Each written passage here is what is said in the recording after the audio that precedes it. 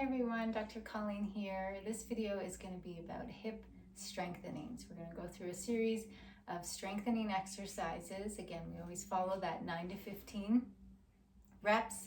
And once you can complete the 15 with perfect form and the last two weren't compromising, then we're going to move on to the next 9 to 15. Again, those numbers can fluctuate, but that's just kind of a guideline.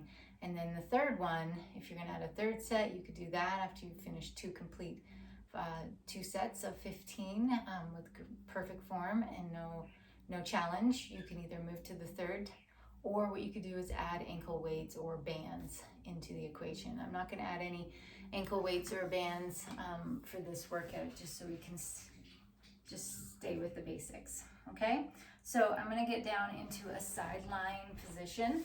For this first one, I like to be, of course, always as neutral as possible, so I'm not up with my head tilted or anything like that. In case you could bend your arm, that also gives a nice cushion of keeping it neutral. I'm not straight on my mat. I have a slight angle to the corner of my mat, and that just helps with balance. And same with this hand. This hand will be a nice balance hand. So what we're going to want to watch here is that our shoulders are stacked and my chest is forward, and my hips are stacked and my pelvis, front of my pelvis is forward. So we don't want to be wobbling around with this hip. So it doesn't require really big movements. They're actually a little smaller because we want to isolate, hello sweetheart, these outer glute muscles and not start to bring in any of the muscles up into here. Even though they will be stabilizing, we don't want to use them to do the effort. Okay, so I have bare feet on today.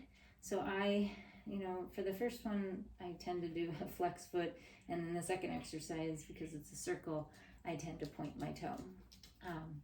So whatever feels comfortable to you, you just want to make sure that this hip is staying anchored. So as if there was a rod going from through this hip into this hip and anchoring it into the ground. So we're not opening, maybe you can see that, we're not opening up to the back. We're just lowering and lifting in this nice stacked balanced position. Okay, so these are just sideline leg lifts, and again, I'm not all the way up here. You don't need to. You can just be right into this area. Okay, so 9 to 15 of those. And then you're going to move into circles. So again, I tend to point my toe, and we're going to do forward circles. And you're evenly making the circle in front of the leg and behind the leg. Okay, inhales and exhales. Now these don't take very long to feel, especially if you're not doing this consistently in your workout program, because we can work our quads and our hams and our calves quite easily in life.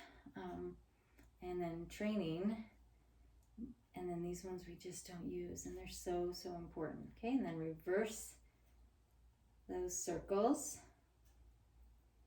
Okay, nice and slow breathing, inhales and exhales. Everything is slow. I'm not going to be moving too fast because I'll lose the balance point. Engaging the core to keep this anchored and breathing.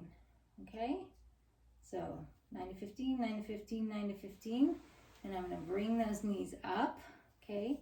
Not quite in a full 90. I'm more on an angle away from my body, but my heels are also together, okay? So still, I'm down here. There's one exercise where I usually pop my head up. We'll do that one in a bit. So again, if this hip is shifted back, you're going to shift it forward, get the knee stack, get the hip stack. And I like to keep my hand here because I don't want to cheat. And so we're just going to lift that top knee up and close it down. And I don't let it fully rest down, very slightly. Okay, what we don't want to be doing is this. Okay, opening so far back that I lost that hip. You saw my hand go back. It should stay, and it's not moving.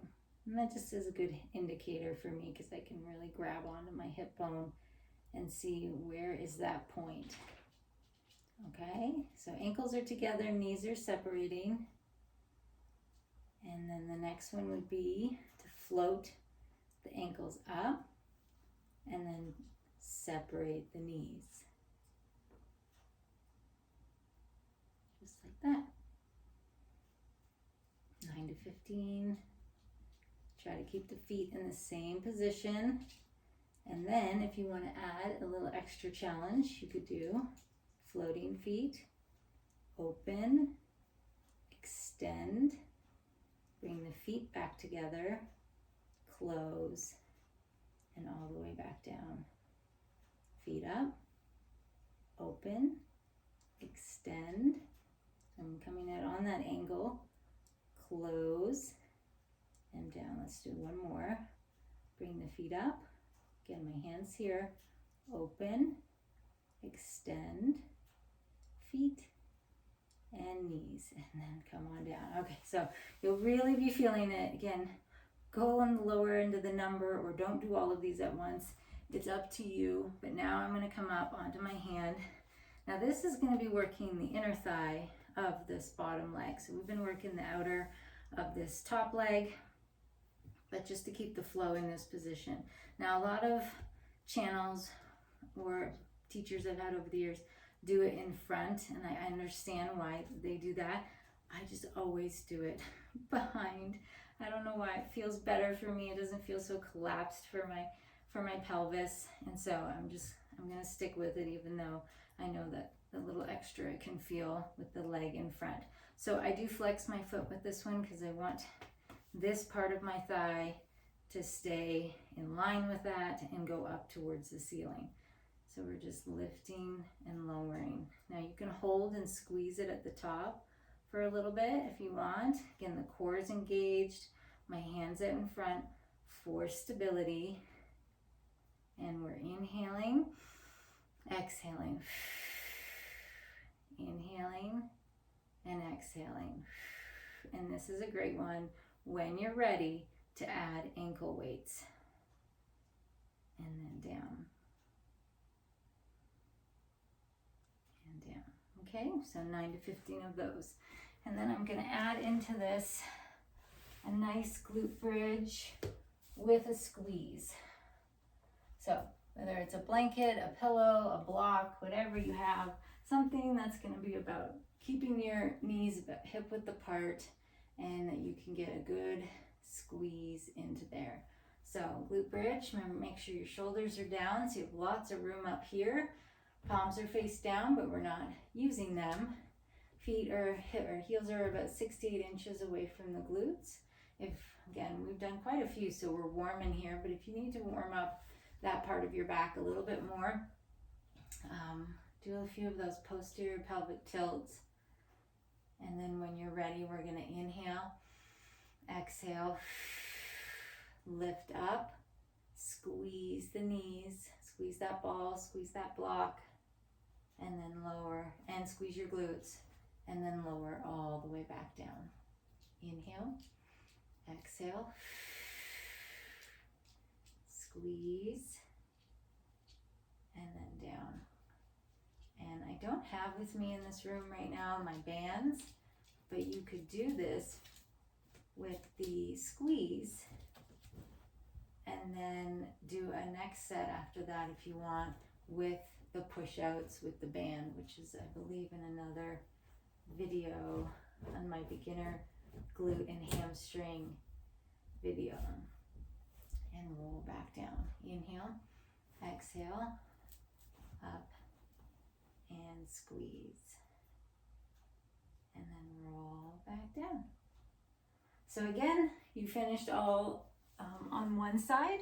So then you just want to flip that over and do all of them on the other side. And then you could refer to the lower body stretches or the hip opening stretches afterwards to open up the glutes and the glute medius minimus and all that good stuff that you just worked. So I hope that feels good, and I hope you enjoy. Somebody dropped a pillow.